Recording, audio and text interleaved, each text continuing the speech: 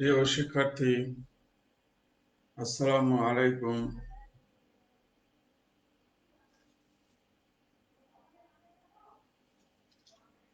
শুভ সকাল। তোমাদের আজকে এই প্রাতঃকালে তোমাদের সবার উপস্থিতির জন্য তোমাদের স্বাগতম। আজকে আমাদের সকাল 9টার সময় রসায়ন ক্লাস অনুষ্ঠিত হলো। আজকে রসায়ন ক্লাসে আমাদের পড়াশোনার বিষয়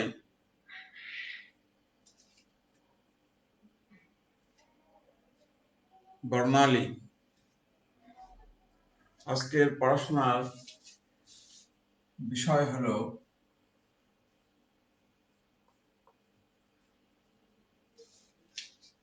বর্ণালী। আজকে আমরা এই বিষয়টা নিয়ে আমরা আলোচনা করব।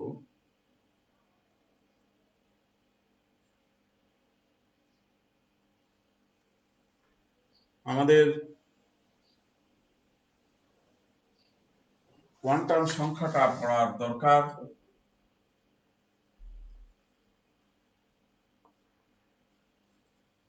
আমাদের মেইনলি কোয়ান্টাম সংখ্যা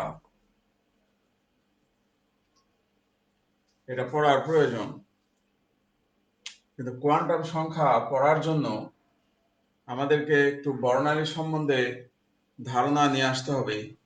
এই কারণে আমরা বর্ণালী বিষয়টা আমরা একটু আলোচনা করতে চাচ্ছি। কোয়ান্টাম সংখ্যা এই বিষয়টা আমরা আরেকটু পরে আলোচনা করব, আগামী একটা দুটা ক্লাস পরে আলোচনা করব। এখন আমরা বর্ণালী বিষয়টা নিয়ে আমরা আলোচনা করছি।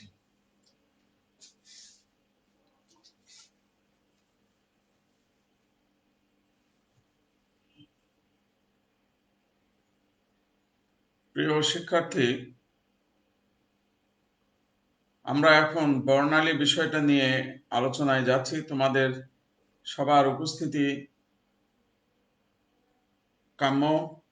আমি আশা করি দ্রুত তোমরা সবাই উপস্থিত হয়ে যাবে। তোমাদের উপস্থিতি অনেক কম, তো আমি আশা করব সবাই দ্রুত উপস্থিত হয়ে যাবে। ইতিমধ্যে অনেকেই তোমরা উপস্থিত হয়ে গেছো।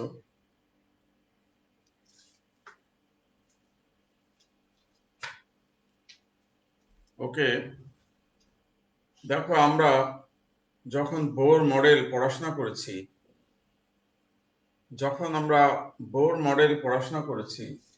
তখন আমরা কি বলেছি যে এরকম ভাবে আমরা দুটো স্তর কল্পনা করেছি।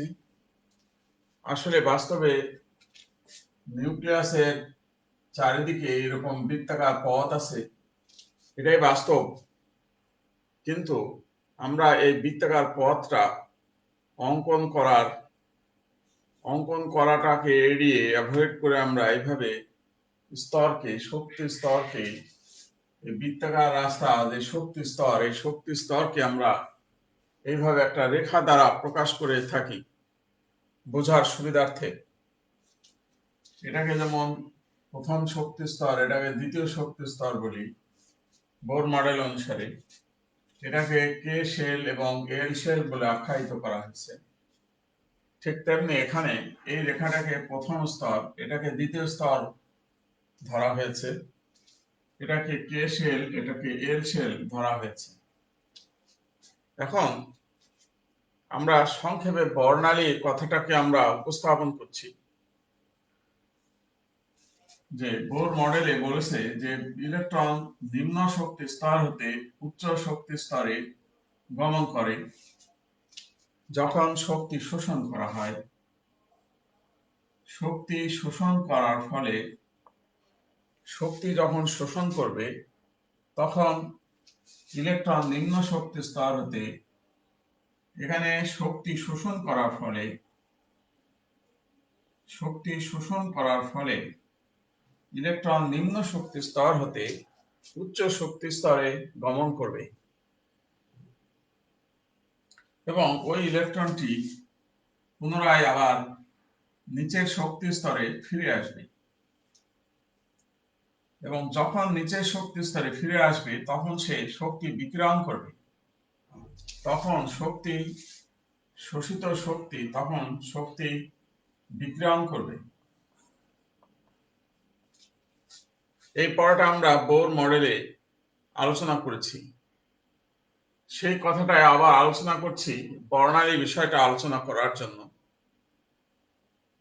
যে শক্তি বিকিরণ করবে এই বিকৃত রশ্মিটাই হলো বর্ণালী। আমি সংক্ষেপে জিনিসটা বোঝাতে চাচ্ছি। এই বিকৃত যে বিকিরণ, শক্তির বিকিরণ, এই বিকৃত রশ্মিকেই আমরা বর্ণালী বলে থাকি। বিকৃত রশ্মিকে আমরা বর্ণালী বলে থাকি।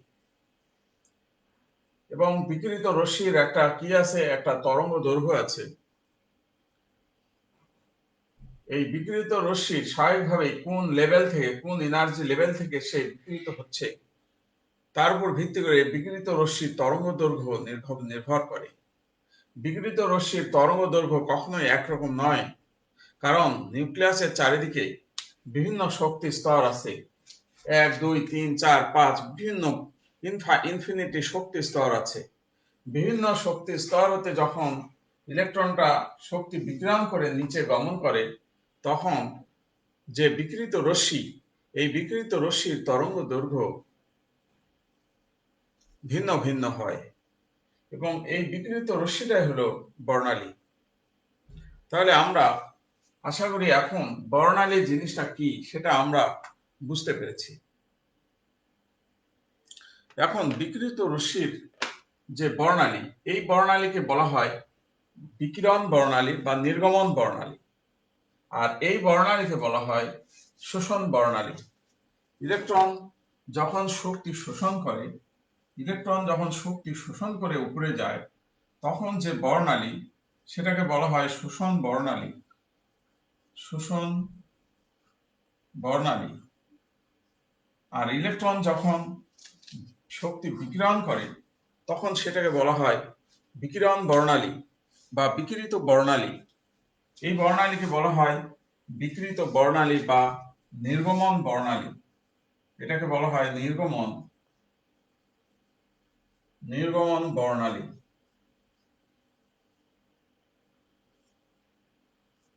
এটাকে বলা হয় নির্গমন বর্ণালী। তো আমরা এই নির্গমন বর্ণালীটার নির্গমন বর্ণালীর তরঙ্গ দৈর্ঘ্য ভিন্ন ভিন্ন হবে, কারণ সে ইলেকট্রনরা বিভিন্ন শক্তি স্তর হতে নিম্ন শক্তি স্তরে গমন করে, যার ফলে নির্গমন বর্ণালীর তরঙ্গ দৈর্ঘ্য ভিন্ন ভিন্ন হয়। এখন তরঙ্গ দৈর্ঘ্য কিভাবে পরিবর্তন হয়, কেমন পরিবর্তন হয়, তার উপর ভিত্তি করে এই বর্ণালীর বিভিন্ন নামকরণ করা হয়ে থাকে। তাহলে এখন আমরা দেখব যে এই বর্ণালীর বিভিন্ন ধরনের নাম কিভাবে হয়। বিকিরিত বর্ণালীর তরঙ্গ দৈর্ঘ্যের উপর ভিত্তি করে এখানে একটা মন্তব্য দেখা যায়, একটা দিন ক্লাসটা করো।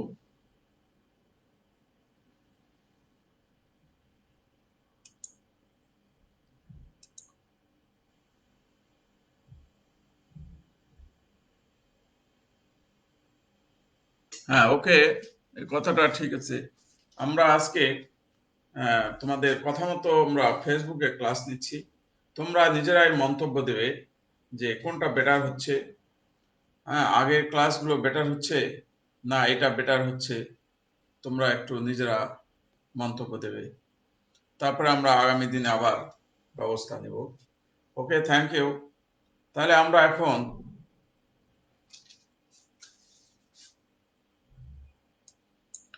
আমরা যে বিষয়টায় আসছিলাম সেটা হলো যে বিকৃত বিকৃত রশ্মির যে তরঙ্গ দৈর্ঘ্য, সেই তরঙ্গ দৈর্ঘ্যের উপর ভিত্তি করে বর্ণালীর নামকরণ করা হয়।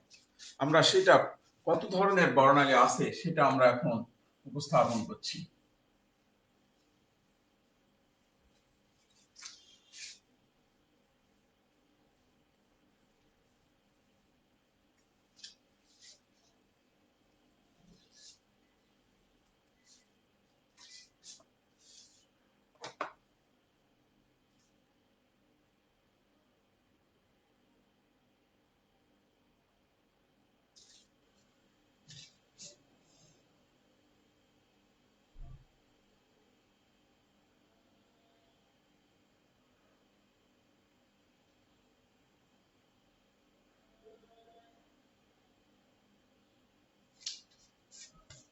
ওকে, এবার আমাদের বর্ণালীর বিভিন্ন ধরনের তরঙ্গ দৈর্ঘ্য হতে পারে। দেখো সেই তরঙ্গ দৈর্ঘ্যগুলো আমরা পরপর লিখে দিচ্ছি। এখানে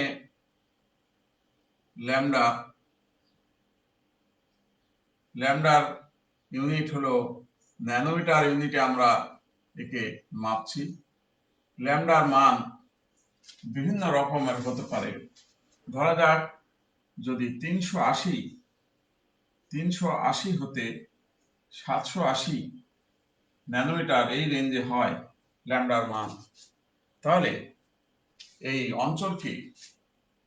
অঞ্চলের নামটা কি হবে সেটা আমরা এখন লিখব। এই অঞ্চলকে বলা হয়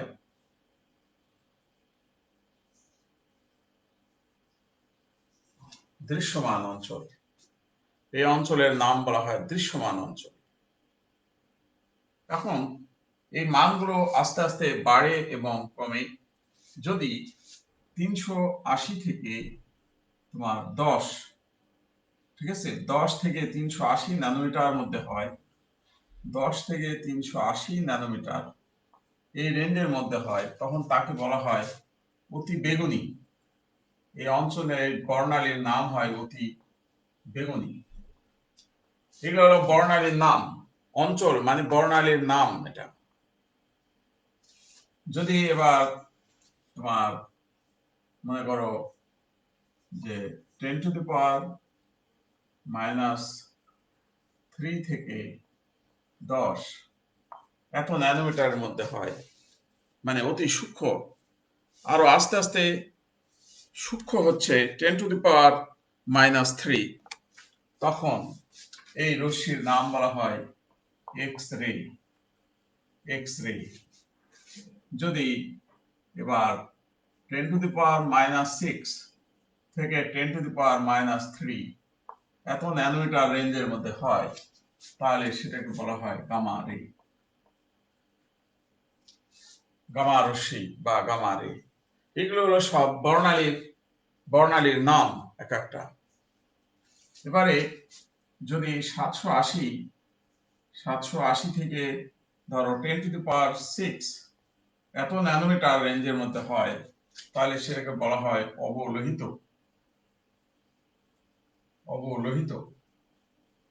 এগুলো সব এক একটা বর্ণালীর নাম। ভালো করে দেখো যে 10⁶ থেকে যদি তোমার 10⁶ থেকে যদি 10⁹ এত ন্যানোমিটার রেঞ্জে হয়, তাহলে এটাকে বলা হয় মাইক্রোওয়েভ।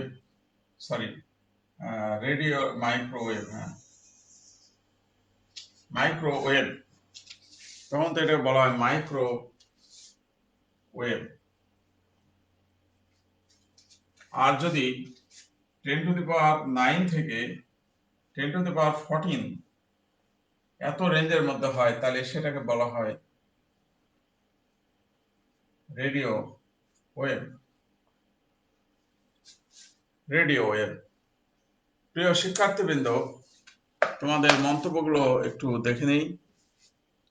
আমাদের কলেজের একজন স্টুডেন্ট হাফিজ আক্তার ভিডিও শেয়ার করছিল যে কিভাবে সবাই ইউটিউবে করতে পারে। আশা তোমরা আগে ক্লাস করো, ক্লাস শেষে গ্রুপে কমেন্ট করো কোনটা ক্লাস ভালো হবে। ওকে, থ্যাংক ইউ, তোমাদের মন্তব্যগুলো ঠিক আছে।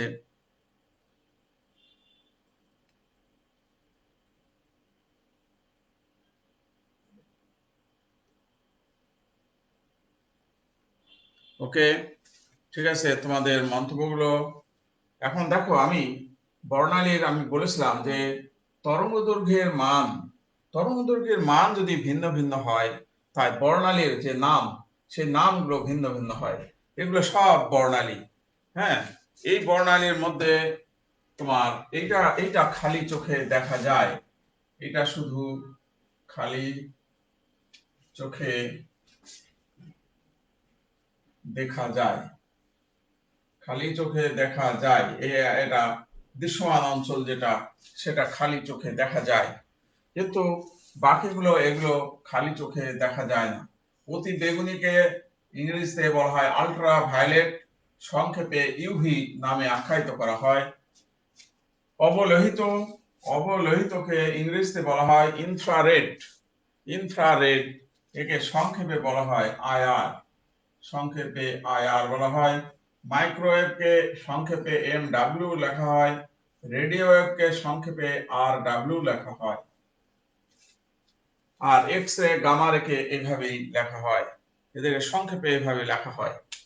তা আমাদের এখন যেটা বা বিষয় সেটা হলো দৃশ্যমান অঞ্চল 380 থেকে 780 ন্যানোমিটার, এই রেঞ্জের যে তরঙ্গ দৈর্ঘ্য, এটা আমরা খালি চোখে বর্ণ আকারে আমরা দেখতে পাই।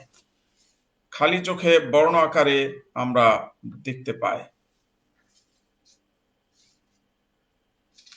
তাহলে এখন 380 থেকে 780 মধ্যে আমরা যে দেখতে পাই, সেটা কিভাবে দেখতে পাই, এটার রেঞ্জ গুলো আমাদের এখন দেখতে হবে। খালি চোখে কিভাবে দেখি আমরা বর্ণ আকারে দেখি। বর্ণটা কেমন? বর্ণটা বেগুনি, নীল, আসমানি, হলুদ, কমলা, লাল, এরকম বিভিন্ন বর্ণ আকারে আমরা দেখতে পাই বর্ণালী। তাহলে সেই বর্ণালীর তরঙ্গ দৈর্ঘ্য গুলো কেমন, হ্যাঁ, বিভিন্ন কালারের তরঙ্গ দৈর্ঘ্য কত, বা কোন তরঙ্গ দৈর্ঘ্যের রং বর্ণ কেমন, সেটা আমাদের এখন জানতে হবে। প্রিয় শিক্ষার্থী, তাহলে আজকে আমরা মেনলি প্রথমে আলোচনা করেছি বর্ণালীটা কি জিনিস, তারপরে বর্ণালীর প্রকারভেদ। এটা হলো বর্ণালীর প্রকারভেদ কিসের উপর ভিত্তি করে? তরঙ্গ দৈর্ঘ্যের মানের উপর ভিত্তি করে বর্ণালীর প্রকারভেদ এটা। এখন আমরা দেখব দৃশ্যমান অঞ্চল। দৃশ্যমান অঞ্চলের বিভিন্ন বর্ণ কত তরঙ্গ দৈর্ঘ্যে সৃষ্টি হয়, এই তালিকাটা আমরা এখন দেখে নেব। আশা করি প্রিয় শিক্ষার্থীবৃন্দ, তোমরা সবাই পড়াশোনা বুঝতে পারছো। তোমরা এই মানগুলো সবাই লিখে নাও, সবাই লিখে নাও। হ্যাঁ, 10 টু দি পাওয়ার 9 থেকে 10 two the power 12, 10 two the পাওয়ার 9, এটার নাম হলো রেডিও ওয়েভ। এটাকে বলা হয় রেডিও ওয়েভ।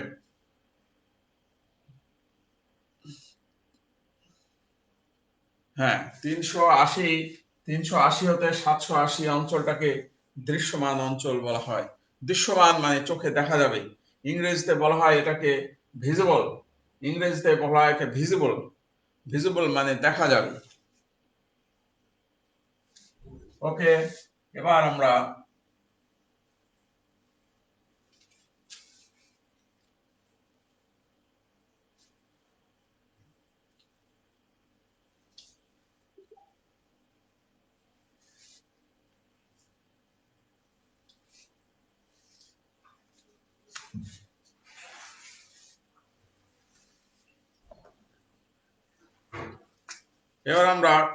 এগুলো বর্ণগুলো বিভিন্নভাবে লিখে দিচ্ছি, তোমরা দেখো। ওকে, থ্যাংক ইউ। 380 হতে 480 ন্যানোমিটার যদি হয়, হ্যাঁ, সবাই লেখো ল্যামডা, এটা ন্যানোমিটার ইউনিটে, এবং এটা হলো বর্ণ, কোন বর্ণ সৃষ্টি হয় সেটা নিয়ে এখানে আমাদের আলোচনা। 380 হতেও যদি 424 ন্যানোমিটার মধ্যে হয়, 380 হতে 424 ন্যানোমিটার হলে সে বর্ণের হয় বেগুনি। 380 হতে 424 ন্যানোমিটার হলে সেটা বর্ণ হয় বেগুনি।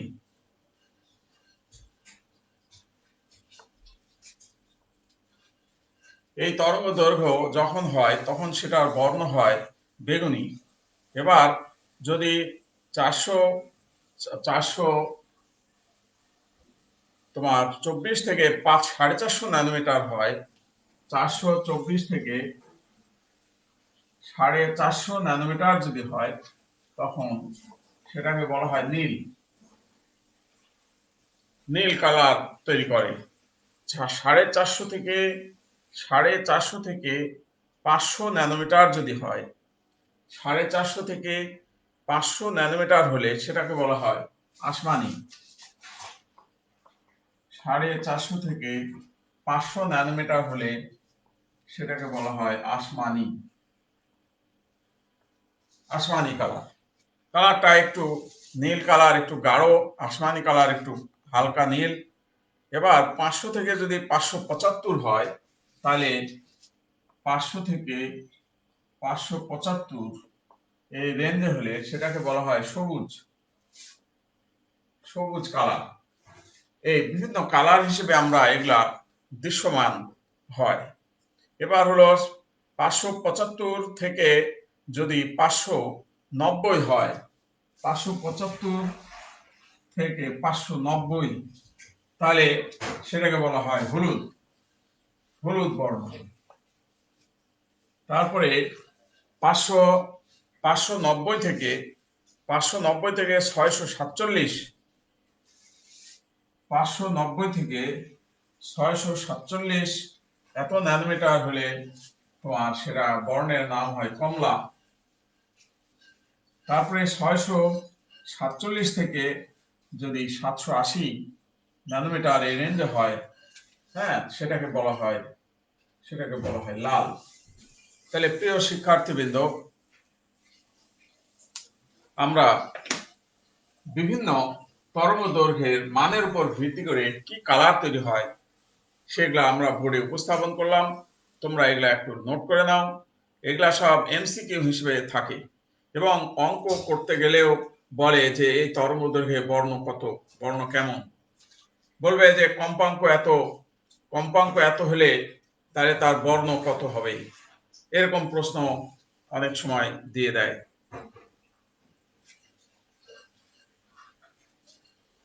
প্রিয় শিক্ষার্থীবৃন্দ, আশা করি তোমরা পড়াগুলো বুঝতে পেরেছো। এবার আমরা আবার তোমাদেরকে বলছি যে এই 380 থেকে 780 এই পর্যন্ত তরঙ্গদৈর্ঘ্য শুধু আমরা চোখে দেখতে পাই। এর বেশি এবং কম যেগুলো, সেগুলো আমরা চোখে দেখতে পাই না। তবে সবগুলোই হলো বর্ণালী। যেগুলো আমরা চোখে দেখতে পাই সেটাও বর্ণালী, যেটা আমরা চোখে দেখতে পাই না সেটাও বর্ণালী। শুধু পার্থক্যগুলো দেখতে পায় বা পায় না। অর্থাৎ বিকিরিত রশ্মি, যেটা বিকিরণ হবে যে রশ্মিটা, সেটাকেই বলা হয় নির্গমন বর্ণালী। আর এই নির্গমন বর্ণালীটাই আমরা পড়ছি। সেই নির্গমন বর্ণালীর যে তরঙ্গ দৈর্ঘ্য যদি এই রেঞ্জে হয়, তাহলে এই রকমের বর্ণ হিসেবে আমরা দেখতে পাই। আশা করি তোমরা বুঝতে পেরেছো। এখন এটা মুছে দিলাম।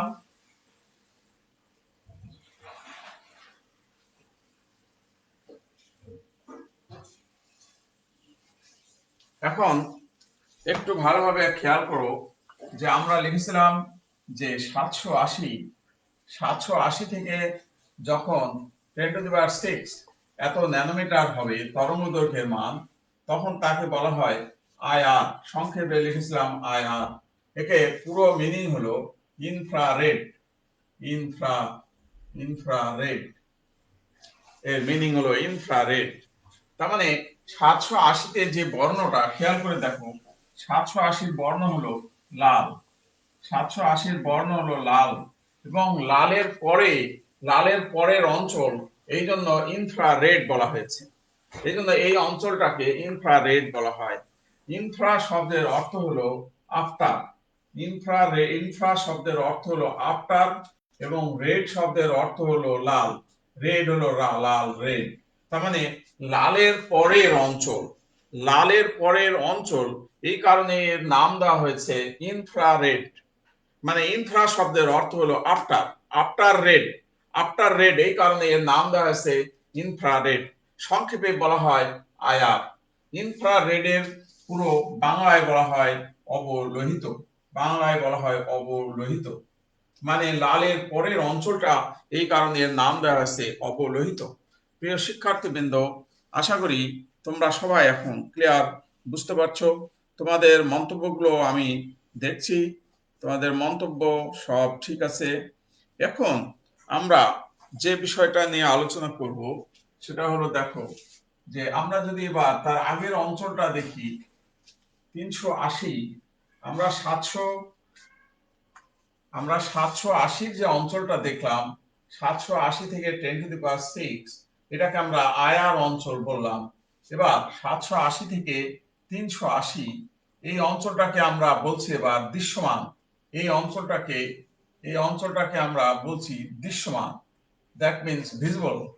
এটাকে বলছি দৃশ্যমান। দৃশ্যমান ইংরেজিতে বলা হয় এটাকে ভিজিবল, ইংরেজি থেকে ভিজিবল বলা হয়।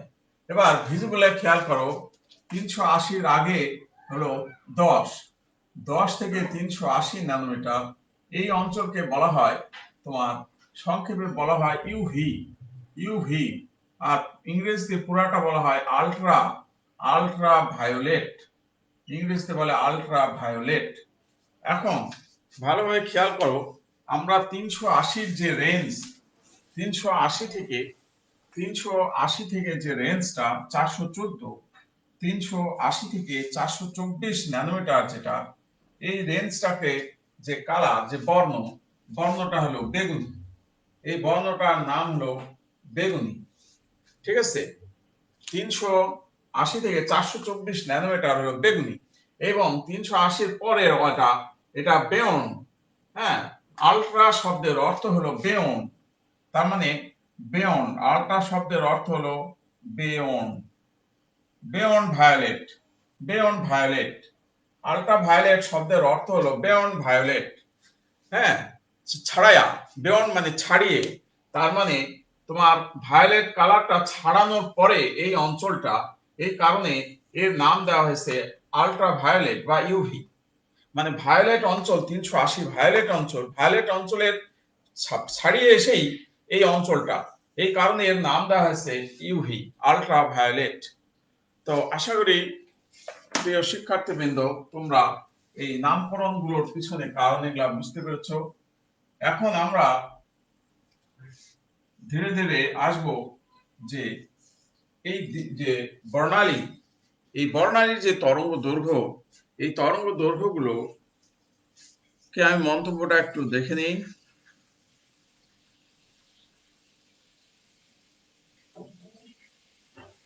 ওকে, ঠিক আছে, তোমাদের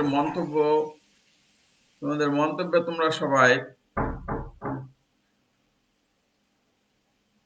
ওকে ক্লিয়ার আছে, কোনো সমস্যা নেই।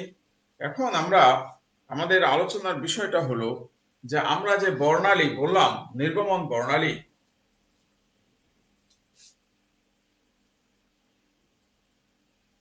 এখানে একজন প্রশ্ন করেছেন যে স্যার, যদি আনসার 380 ন্যানোমিটার আসে তখন কোনটা লিখব? 380 ন্যানোমিটার, 310 হতে 380 ন্যানোমিটার, তোমরা চলে যাবা যে দৃশ্যমান অঞ্চল। ঠিক আছে, দৃশ্যমান অঞ্চল, সমস্যা নাই, দৃশ্যমান অঞ্চল। এখন নির্গমন বর্ণালীর, এখন আমাদের পড়ার বিষয় হলো নির্গমন বর্ণালীর তরঙ্গ দৈর্ঘ্য।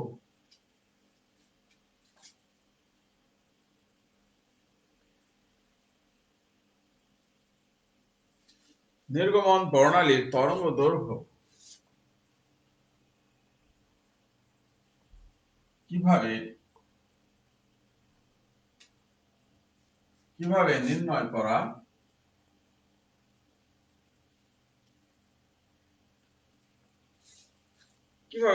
করা যায়, এটা হলো আমাদের এখন আলোচনার বিষয়।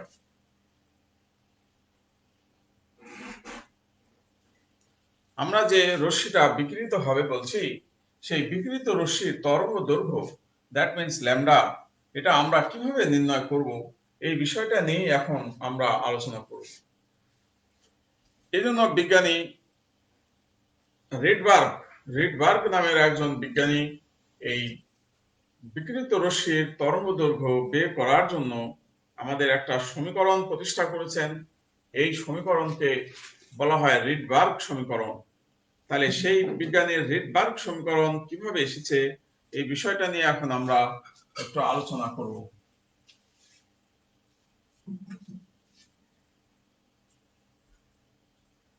তাহলে প্রিয় শিক্ষার্থীবৃন্দ, এখন আমাদের আলোচনার বিষয় হচ্ছে রিডবার্গ সমীকরণ।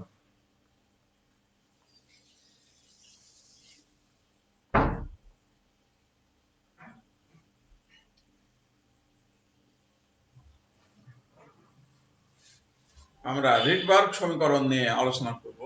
দেখো, যে বিষয়টা আমরা বলছিলাম, যদি এরকম একটা শক্তি স্তর হয়, যদি নিচে আর একটা শক্তি স্তর আমরা কল্পনা করি এরকম, তাহলে ইলেকট্রন যদি এখান থেকে শক্তি শোষণ করে উপরে উঠে, ইলেকট্রন যদি আবার শক্তি বিকিরণ করে নিচে নামে, এই বিকিরিত রশ্মির যে ল্যামডা, এই ল্যামডা আমরা কিভাবে নির্ণয় করব? ধরা যাক এটা এই শক্তির মান হলো E1, এটা শক্তির মান হলো E2। আমরা ধরে নিলাম প্রথম শক্তি স্তর এটা E1 এবং পরেরটা E2। এখন আমরা সমীকরণ যেটা পড়েছি যে E1 ইকুয়াল টু কি লিখেছিলাম আমরা, minus 2 pi square m z square e to the power 4 ভাগ n1 স্কয়ার h স্কয়ার। এই সমীকরণ আশা করি আমাদের মনে আছে। আমরা কিভাবে শক্তির সমীকরণ লেখা যায়, কিভাবে শক্তির মান নির্ণয় করতে পারি, তার গাণিতিক সমীকরণ এটা। এবার আমরা E2 সমান minus 2 pi square m z square e to the power 4 ভাগ n2 স্কয়ার h স্কয়ার। আমরা এরকম সমীকরণ লিখতে পারি। এখন আমরা যদি বলি ডেলি, এখন যদি বলি শক্তির পার্থক্য, ডেলি ইকুয়াল টু কি হবে, E2 minus E1।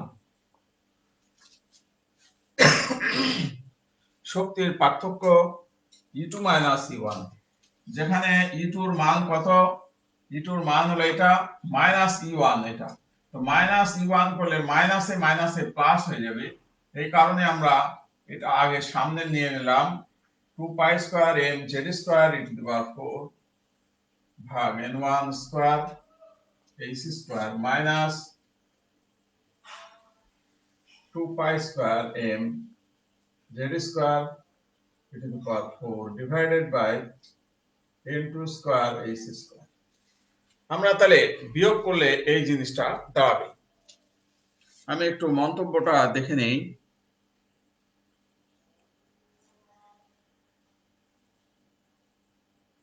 Sir, orbit গুলো KLMN দিয়ে প্রকাশ করি, এটা হলো একটা কনভেনশন, এটা কনভেনশন, ঠিক আছে। আচ্ছা, এখন যদি আমরা এটাকে বিয়োগ করি, এবার দেখো ডেলি সমান কি হবে, তাহলে কমন নিলে 2 পাই square m z square e to the power 4 ভাগ h স্কয়ার, এটা কমন নিলে 1 by n1 square minus 1 by n2 square. এই ফর্মুলাটা চলে আসে। এখানে আমরা ডেলি সমান জানি h নিউ, আর নিউ সমান জানি c বাই ল্যামডা। তাহলে এখন লিখতে পারি h c বাই ল্যামডা। তাহলে h c বাই ল্যামডা সমান 2 পাই square m z square e to the power 4 divided by h square 1 by n1 square minus 1 by n2 square. এই সমীকরণটা এবার দাঁড়াবে। এবং ফাইনালি এসে আমরা 1 বাই ল্যামডা সমান 2 পাই square m z square e to the power 4 ভাগ h cube c the 1 by n1 square minus 1 by n2 square. আমরা এরকম সমীকরণটা লিখতে পারি। দ্যাট ইজ ফাইনাল সমীকরণ। এটা হলো ফাইনাল সমীকরণ। এই সমীকরণটাই হলো তোমার রিডবার্গ সমীকরণ। আশা করি তোমরা এখন সমীকরণটা কিভাবে করা হয়েছে তোমরা বুঝতে পারছো? তোমরা সবাই এটা লিখে নাও। তোমাদের মন্তব্যগুলো সব ঠিক আছে। তোমরা এবার এই লেখাটা তোমরা সবাই এটা সুন্দর করে লিখে নাও। এটা লিখে নিলে আমরা পরবর্তী আলোচনায় আসতে পারবো। প্রিয় শিক্ষার্থীবৃন্দ, তোমরা সবাই এটা লিখে নাও। বিষয়টা কিছুই না, প্রথম শক্তি স্তরের সমীকরণ লিখেছি, এটা দ্বিতীয় শক্তি স্তরের সমীকরণ লিখেছি। এখানে E2 মাইনাস E1 ডেল সমান, আমরা এখানে এটা বিয়োগ করেছি। তারপরে আমরা এখানে E2 এর মানটা এই বসানোর কারণে এইভাবে এখানে মাইনাস মাইনাসে প্লাস হয়ে গেছে, এখানে কমন নিয়েছি। আর ডেল সমান জানি আমরা এই সি বাই ল্যামডা, এটা আমরা জানি। হ্যাঁ, del equal to h nu, আর নিউ মানে সি বাই ল্যামডা। তাই এখান থেকে ক্যালকুলেশন করলে 1 বাই ল্যামডা সমান এই সমীকরণটা দাঁড়ায়। ওকে, তোমরা আশা করি সবার লেখা হয়ে গেছে।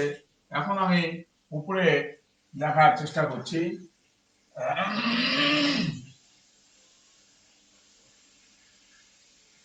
এখন ভালোভাবে দেখবে যে 1 by lambda, 1 by lambda, sorry 1 by lambda এই অংশটাকে এরকম নিউ বার দিয়ে প্রকাশ করা হয়। নিউ বার ইকুয়াল টু এই অংশটা পুরোটা হলো একটা কনস্ট্যান্ট মান, এটাকে আর দিয়ে প্রকাশ করা হয়। আর আর জেডটা ভিন্ন, জেড এর মানটা প্রোটন সংখ্যা, এটা মৌল টু মৌল, মানে এলিমেন্ট ভিন্ন হলে জেড এর মান ভিন্ন হয়। এই কারণে আমরা জেড স্কোয়ারটা আলাদা লিখলাম, equal to 1 by n1 square minus n2 square. সমীকরণটাকে এখন সংক্ষেপে প্রকাশ করা হলো যে এই অংশটা 2 pi square m Z square E to the power 4 ভাগ এইচ কিউব সি। এই সমীকরণটার এই অংশটাকে আমাদের আর দিয়ে প্রকাশ করা হয়। বিজ্ঞানী রিডবার্গের নামানুসারে এটাকে আর দিয়ে প্রকাশ করা হয়। আর জেড স্কোয়ারটা এলিমেন্ট টু এলিমেন্ট ভিন্ন, এই কারণে জেড স্কোয়ারটা আলাদাভাবে লেখা হয়। এখানে আরটাকে বলা হয় আর ইকুয়াল টু রিডবার্গ ধ্রুবক। আরটাকে বলা হয় রিডবার্গ ধ্রুবক বলা হয় এটাকে। এখন আমরা পরবর্তীতে যেটা আলোচনার বিষয়, যে নিউ বারটাকে বলা হয় তরঙ্গ সংখ্যা।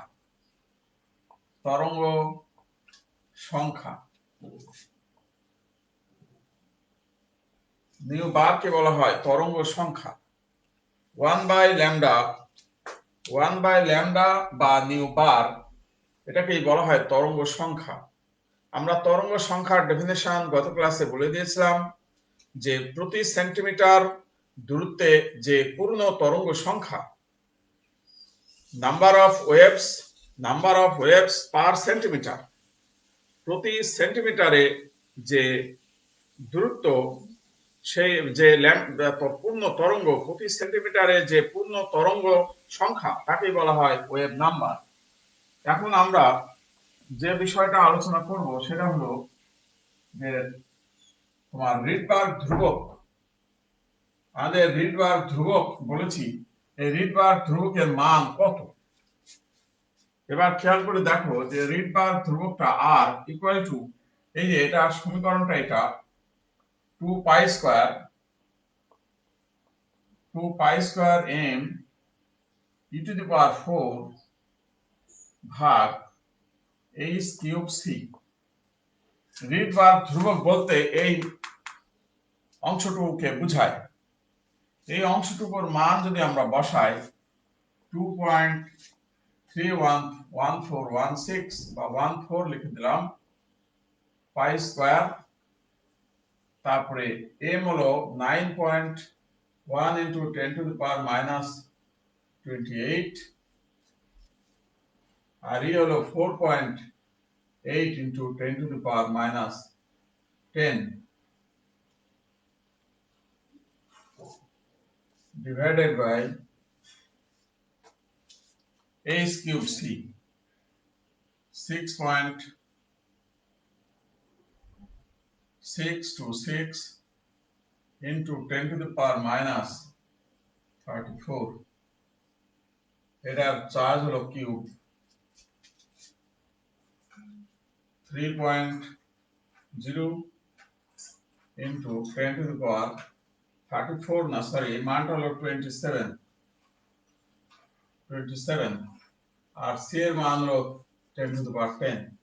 এবার দেখো আমরা সব মানগুলো বসানো হয়েছে। এটাকে যদি ক্যালকুলেশন করা যায় তাহলে আর এর মানটা কত আসে?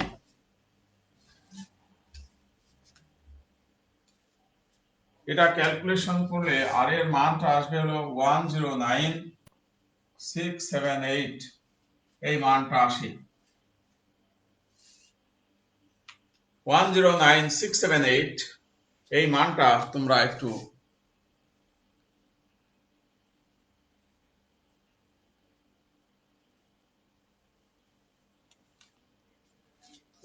একটু তোমরা বসিয়ে নাও।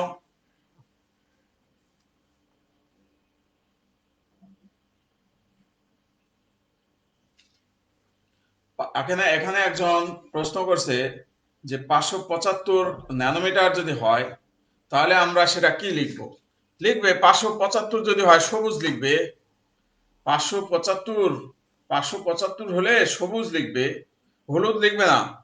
575 পর্যন্ত, ঠিক আছে?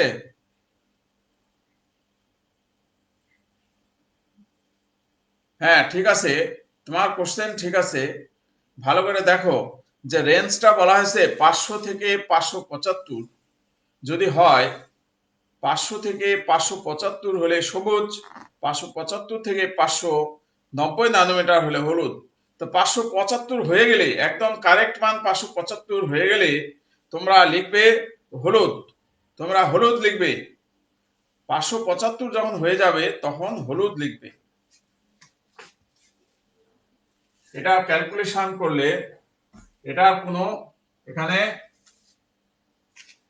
এটা ক্যালকুলেশন করলে এটা 1/λ, খেয়াল করে দেখো এটা 1/λ, কারণ এটার মান হবে সেন্টিমিটার ইনভার্স। খেয়াল করে দেখো এটা 1/λ, এটা পুরোটার মান এখানে ক্যালকুলেশন করলে তোমার সেন্টিমিটার ইনভার্স এটা দাঁড়াবে ক্যালকুলেশন করলে।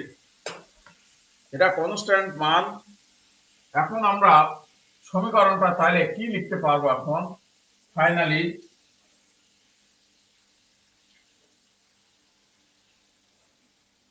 ফাইনালি আমরা সমীকরণটা লিখতে পারবো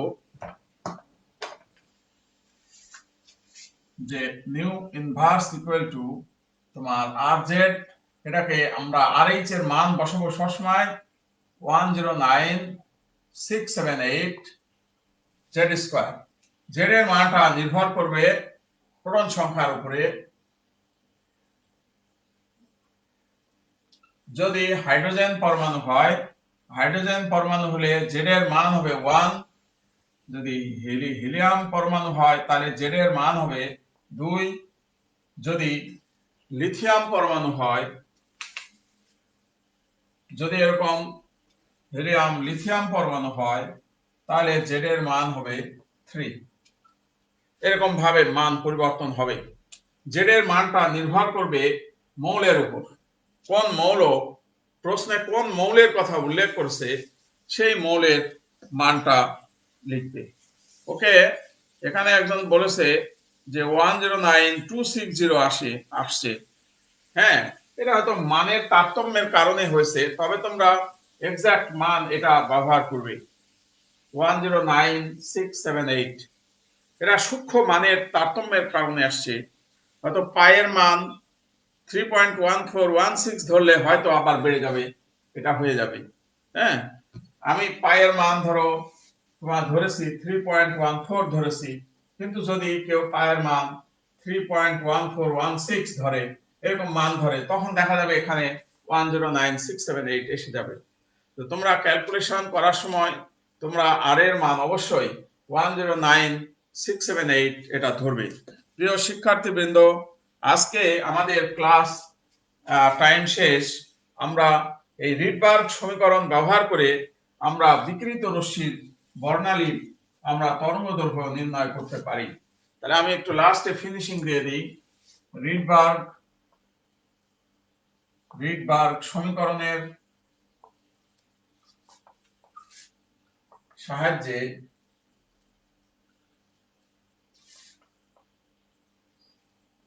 বিকৃত রশ্মির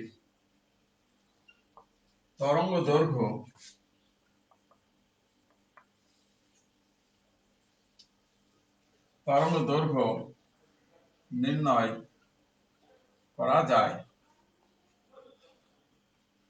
এটা হলো আমাদের আজকের যে আলোচনা, সেটা আমরা করলাম। ওকে, থ্যাংক ইউ। সবাই ভালো থাকবে। আমি আবার বলছি, 575 ন্যানোমিটার যদি কারণ রেজাল্ট আসে, তাহলে তোমরা কি লিখবে? হলুদ। তাহলে হলুদ লিখবে। 575 রেজাল্ট যদি এসে যায় তাহলে হলুদ লিখবে। ঠিক আছে, সবাই হলুদ লিখবে। ওকে, থ্যাংক ইউ। আজকের ক্লাস আমরা এ পর্যন্তই রাখছি। আসসালামু আলাইকুম।